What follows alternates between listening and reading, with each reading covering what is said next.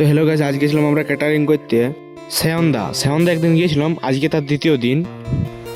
তো গাইস আজকেও বিদায় গেছি ক্যাটারিং করার উদ্দেশ্যে। তো এটা ক্যাটারিংয়ের টেস্ট সেম টেস্ট করছি guys। তো এইখানে পৌঁছে দেখি রাজু রেডি হয়েছে। আজকে আমি ক্যাটারিংয়ের জামাটা পরি, আগের দিন পরিনি, কারণ আগের দিন জামাটা আমার ঠিক হচ্ছিল না। তো আজকে একটা অন্য জামা নিয়ে দেখি, তো ভালোই ফিটিং হচ্ছে। কাল যারা যারা আমাকে ফলো করেছে, মিস্টার বিপ্লব টিপের 9, নাইসা শর্মা, রয় কিং, বুবু, আমরা বেরিয়ে যাই। তো আজ পৌঁছে আমরা একটা জিনিস দেখে অবাক হয়ে যাই।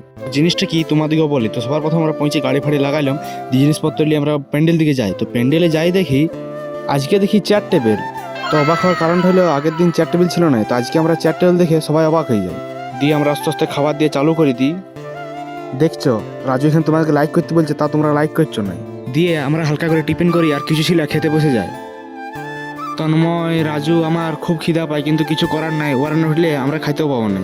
আবার দেখি ভাতও শেষ, তাই ভাত না হওয়া পর্যন্ত আমাদের ওয়েট করতে হবে। দিয়ে গাছ ফাইনালি অনেকক্ষণ ওয়েট করার পর আমরা খাইতে বসে যাই।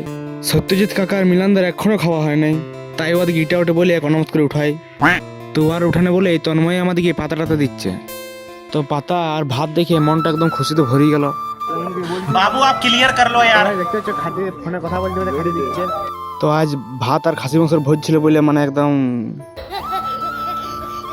খাসি মাংসের ভাত খাইয়ে সজ্জা ঘর। তো ভিডিও ভালো লাগলে অবশ্যই ফলো করে দিও গাইস, কারণ 100টা ফলোয়ারতে মাত্র 20টা বাকি আছে, তো সবাই ফলো করে দাও গাইস।